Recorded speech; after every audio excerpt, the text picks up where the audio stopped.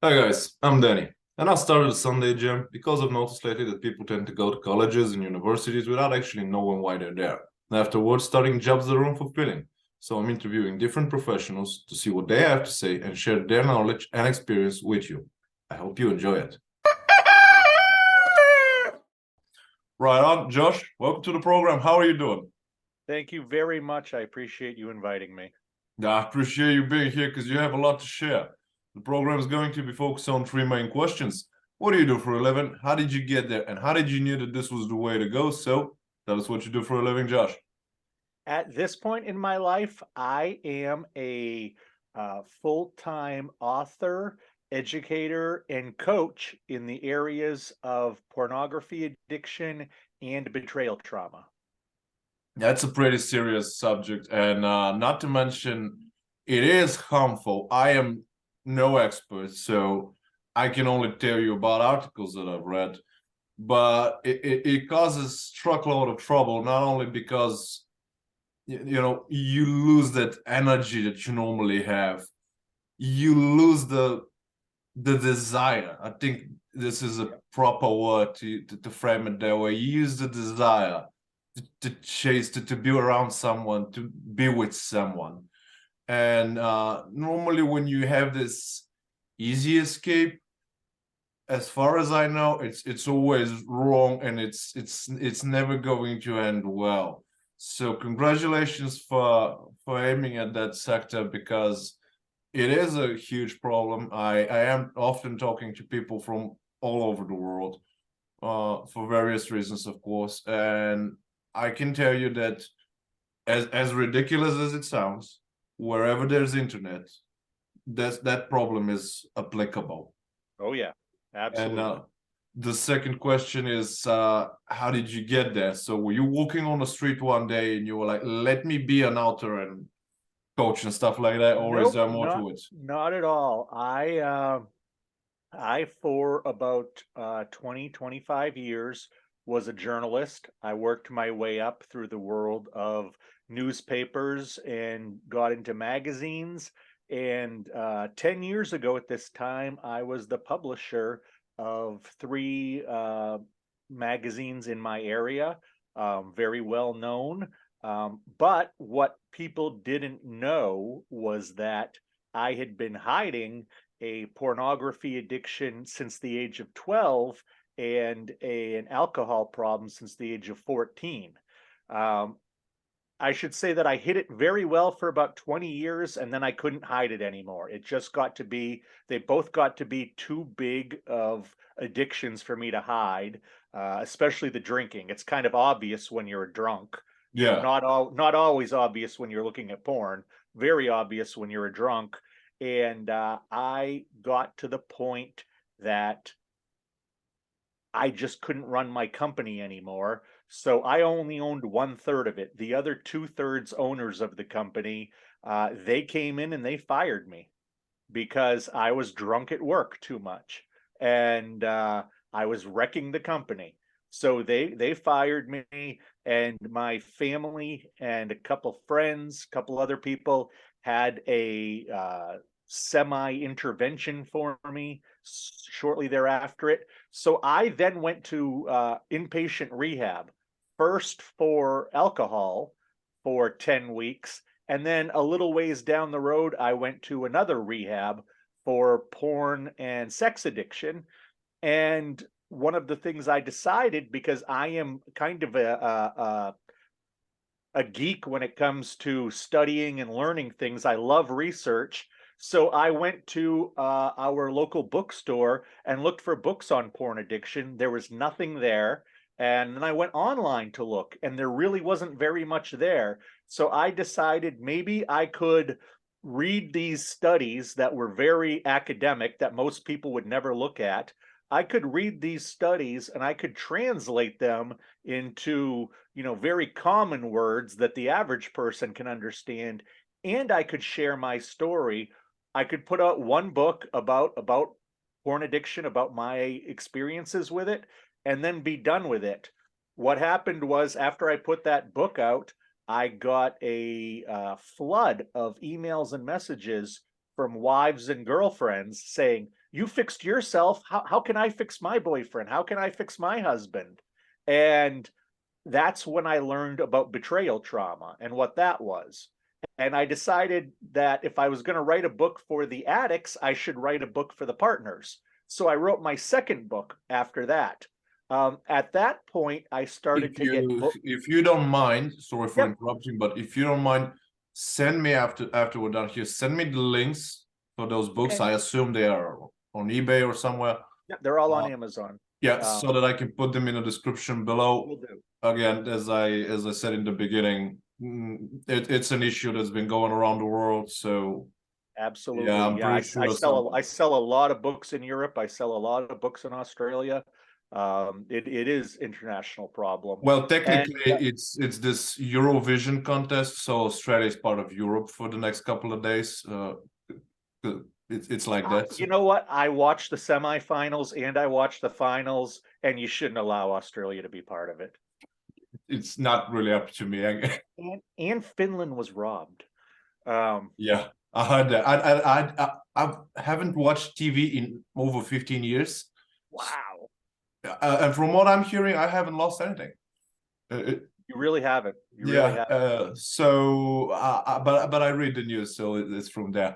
Could you please continue about the? So I wrote the second book. That was a very popular book about betrayal trauma, which is what happens to the partners of porn addicts when they find out that their partner is a porn addict after years of lying about it. And I started to get booked to go give speeches at colleges, at libraries, different events. So I was starting to make some good money doing that. And then the pandemic hit, and nobody was hiring anybody to go do any speeches at that point. So a therapist friend of mine suggested that I move into coaching. And I spent the first part of the pandemic doing classes, online classes, to be certified as a porn addiction coach and as a betrayal trauma coach. And then just recently, I was certified as a therapeutic disclosure specialist. That's helping. Congratulations.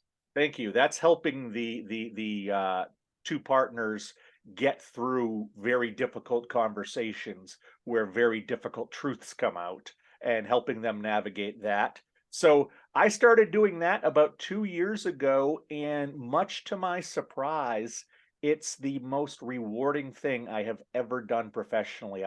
It's grueling, and at the end of the day, I am ready to go to bed, but it is really the most rewarding professional thing I've ever done, to be able to work one-on-one with people, or to work with couples, to try to help them make their lives better, and to try to just be the guy who wasn't there for me.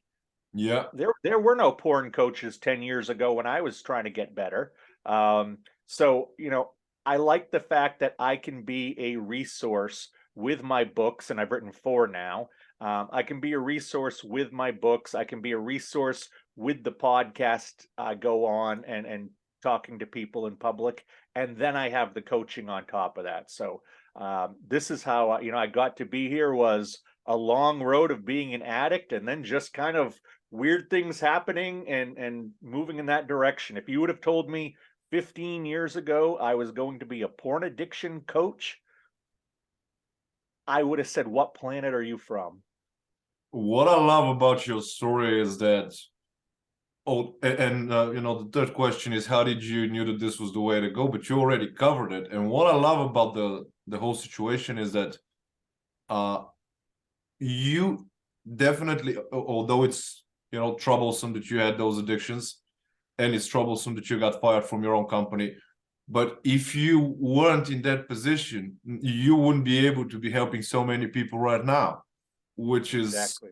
which balance itself. And it's truly remarkable to see a person who went through all this, and well, I don't want to use the word rock bottom, but you got knocked out, knocked out, and then you were able to to carry on. It's also great to hear that the fact that you have actually had friends and families, they sit you down and they try to explain this and that to you. So absolutely stunning. And if you really think about it, in all fairness, all those issues that you had turned out to be for the better, because you know, if you, of course, correct me if I'm wrong, but if you didn't went through all this, no, I believe that you wouldn't be able to help so many people right now. No, exactly. And you know, when I was an addict, when I was a magazine publisher, I was not the nicest person. I could be a real pain to be around. I had a very big ego, Yeah, because I was also a local politician. I also helped create one of the largest film festivals in this part of the United States. So I was always busy doing a lot of, you know, impressive things from the outside. But the thing is, none of those things made me happy. So no. I was, even though I was doing all of these incredible things, I was still miserable. So when you're miserable to be around. And that's kind of who I was. And that's because I was a taker back then. I took from people. I took and took and took. And now is the part of my life where I give back. And I can honestly say that giving back feels 100 times better than taking. You were 100% right about that. And the whole point of this channel, the way it's structured like that, is because I'm pretty sure, because it's like this in Europe, so I'm almost certain that it's like this in the United States as well. You've noticed probably that people tend to go to colleges and universities. I'm not against that, by the way. I have a bachelor degree, a master degree. Now in September I'll start doing a PhD. So obviously I'm not against those institutions, but I've noticed that people are going over there because they have this stigma. If you have the diploma, you will secure your life, which is simply not true. And to be honest, it never was. And I don't know how this stigma was implemented, but it clearly is. What happens is that people are starting courses over there, I guess, and it's clearly not for them. They're not made for this kind of job, but they Right. believe that they have to, and they're being miserable, and they lose a lot of time. Education in Europe in general is pretty cheap. Like my PhD will be like $500 for 1 year. So that's peanuts. So I'm not even going to talk about the money, but they lose a lot of time. And we end up with 24, 25-year-old people with diplomas that graduated something that clearly wasn't for them. And now they start working, they don't have work ethics, and they start working jobs that aren't for them either. But because they already have this background, and it's a laughable one, but a background nonetheless, and they're basically miserable. And from what I'm seeing and from what I'm hearing, it's basically impossible to have a normal and a nice life while being miserable 10 hours a day. It doesn't work like that. At least I haven't seen it working. So, and the whole point of this program and for the show is to provide a good or bad example. I don't think they're bad examples, to be honest. But do you happen to have any advice for those folks that are in that situation right now? Yeah, Because clearly you absolutely. went through it, and you said it perfectly when you said that you were running pretty big things, but you weren't happy, and that you can never escape from that internal unhappiness. No, exactly. And I think it starts in some ways, at least with my generation. And who knows, I probably am doing this to my kids who are both in college now. But I feel like among my generation, all of our parents sort of gave us a script to follow. We were going to go to school, we were going to get good grades, we were going to go to college, we were supposed to meet the love of our life, and then get into our career in some low level and work up in the same industry for 40 years while me and that one wife have our 2.5 kids, our picket fence, and that dog. And then eventually we would have some grandkids to bring back to my parents, and everything would be happy. Well, I got to college, and within 2 months, my roommate was dealing hard drugs out of the room. And I was warned by a police officer who I knew that if he ever got busted, he could point the finger at me, and I couldn't prove anything, that I wasn't involved or I wasn't doing it. So I went to the school and I tried to take care of it, but they said, "Oh, without any proof, we can't do anything." So I That's ended up quitting. dangerous. Yeah, I ended up quitting. They wouldn't give me a different room. So I ended up quitting school because I was scared to death that I was going to get in trouble for having all these drugs in my room. And when I quit school, it was like, okay, what now? What do I do? This is not part of the script.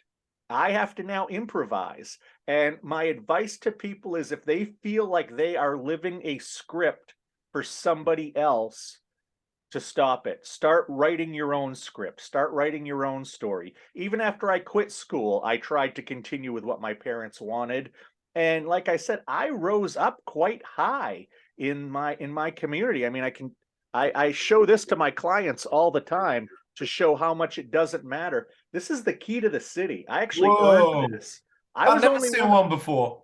I was only one of two people in 20 years who earned the key to the city. That's pretty Like good. it's but it's just a piece of tin.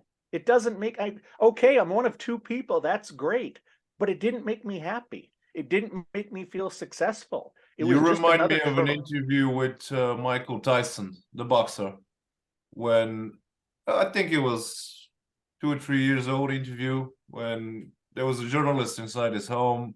It was like, "Oh, those are your belts and everything." And he was like, "No, that's nothing. I cared for this when I was young and I was lost. You can really just remove it and it would make a difference for me right now." And Yeah. just think about it, because not a lot of people can say that they have the same achievements.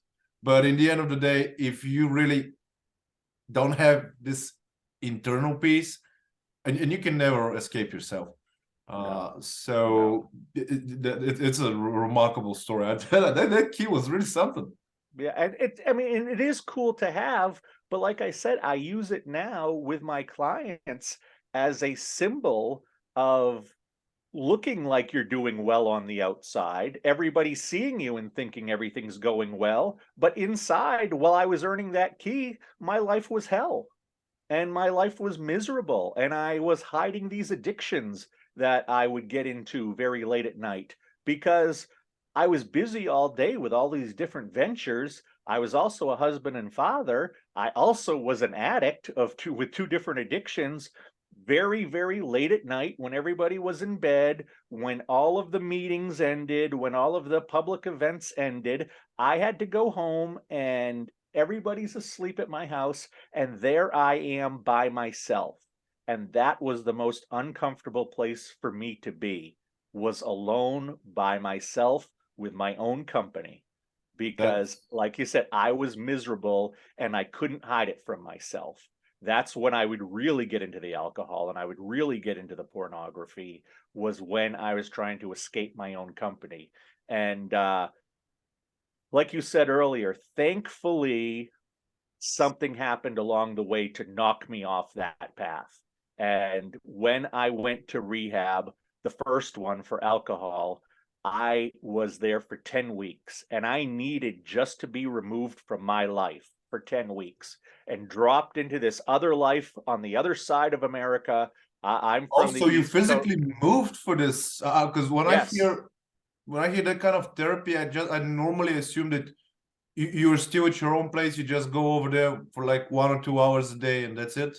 Nope, nope. I actually went to a place that you lived at and in California, and I lived there for 10 weeks, you know, among people who also had similar problems or problems with drugs or other things. And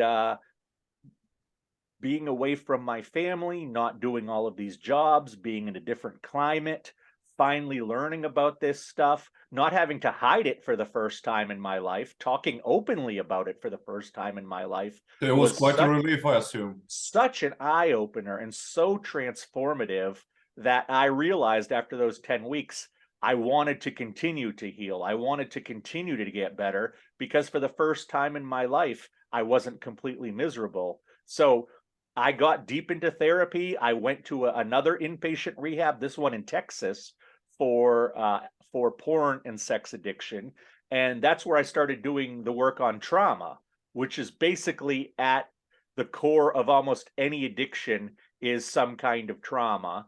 And I didn't realize it, but I was learning the very first pieces I was going to need to eventually be a coach. I kind of was going through the process as a patient, and learning what that was all about. And yeah, like I said, my parents, that was never part of their script. Yeah, I Being an can addict was imagine. never part of their script. Being a coach was never part of their script. And it's funny because now, like my father, my wife, my kids, they're absolutely proud of me. They love to, talk to me about my job, and I can tell that they're proud how I've turned my life around. My mother still doesn't want to admit that I was ever any kind of addict. She's never read a single one of my books. She's never listened to one of my interviews because she still, in her mind, she still wants to believe I'm the perfect little prince who couldn't have done any of that stuff. Yeah, Um, mamas tend to do that. and that if that's what she needs to do, that's fine. Yeah, But absolutely. ultimately, it was when I decided this is my script, not my parents' script, and I'm going to write my own journey. That I think I started to feel freedom. I love the snowball effect of your life because, and you mentioned in the beginning you were a journalist, and in all fairness, I'm pretty sure, of course, that that experience, because you have to know how to write an article, that Mhm. experience actually helped you a lot with the books and everything. Absolutely, and I didn't realize it at the time, but as a journalist, you're a professional question asker. And as a coach, you're a professional question asker. Well, I It's didn't a do that. lot it's a lot of the same skills. Yeah, When I was a journalist, I learned how to ask very difficult, very uncomfortable questions. And as a coach, I'm asking people about their sex habits and their self-satisfying habits and very, very personal stuff that I know a lot of people would have trouble talking about, would have trouble asking. But because of my time as a journalist, I got over that problem a long time ago. I had to learn how to walk up to parents who just lost their child and try to get a quote from them. And I've been yelled at by people and I've been yeah. screamed at for some of the questions I ask, but I learned how to do that. And it's fascinating to me that even back then I was learning how to do my job as a coach. It's like everything came Now into together. the All of right place. the professional things I did and the personal things that I went through kind of all came together. And the perfect storm is me being a coach, me being a writer, and me being an educator on this topic. Right. I knew it was going to be a pretty good discussion. And this whole write your own script advice, 100% perfect and 100% true because, and it's not that the parents, wish ill or something, but No, of course, they the want the world best is for you. very, very dynamic. Like, for example, and I assume not a lot of people know about that, but when they implemented the street phones in London, the mailman started destroying them because they were afraid that they'd be out of job. And you can still be a mailman in London, by the way. But the point is that the world, especially after the Industrial Revolution in the 18th century, in the 18th, 19th century, every generation is different from the previous. Yes. And our parents were preparing us for a world that no longer exists. And you're a father, you have children in college. So I assume it's more or less like that over there as well.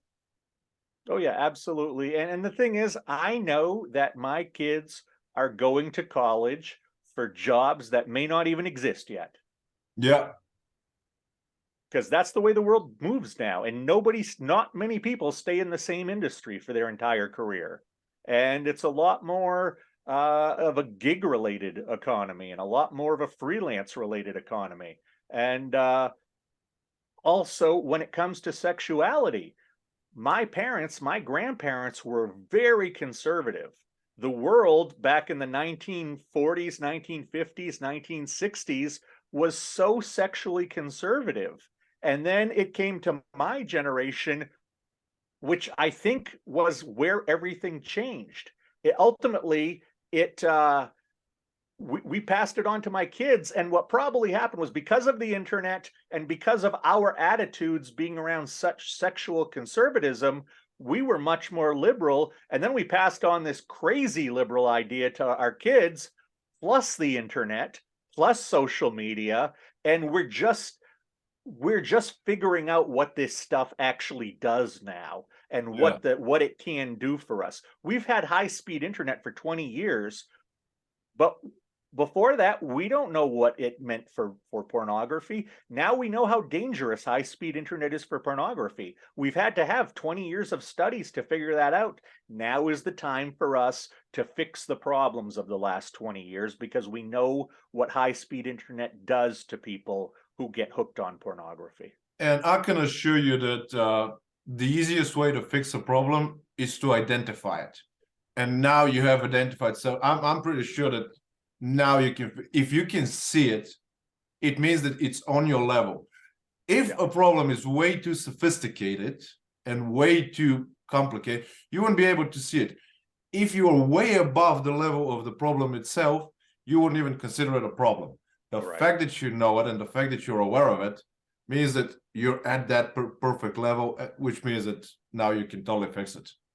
Yeah, and I feel like my job is to bring people up to this level to understand the problem. So when the scientists and the college professors write their really smart papers and their academic journals that are hard for anybody to understand, you know, I know people read Shakespeare for fun. That's never going to be me.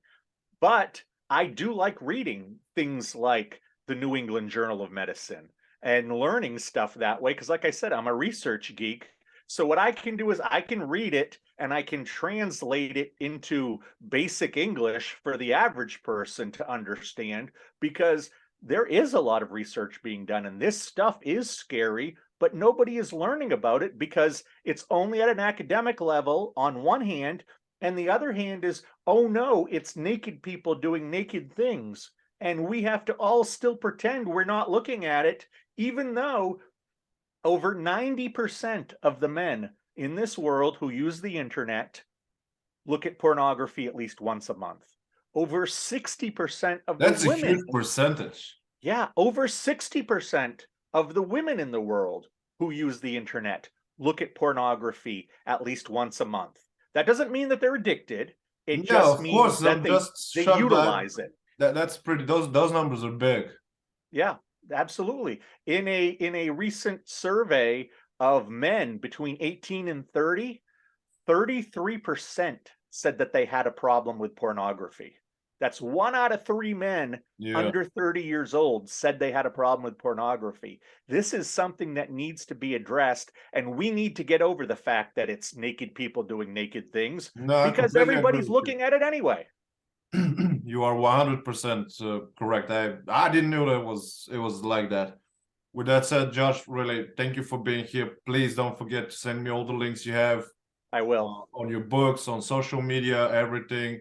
I'm going to, when I upload the video, I'll tag you on Twitter or wherever you are. So just send over there. This message is quite important, and it was an honor to be with you today. And I'm pretty happy that you're addressing those issues, man. Thank you very much for inviting me. I really appreciate it very, very much. Thank you. Thank you for being here. Bye. Bye now. Guys, I hope this one was useful. Please follow the channel on YouTube, Rumble, Twitter, Gap, LinkedIn, and Facebook. Ring the bell and all the good stuff. Have a nice week ahead, and I'll see you next Sunday.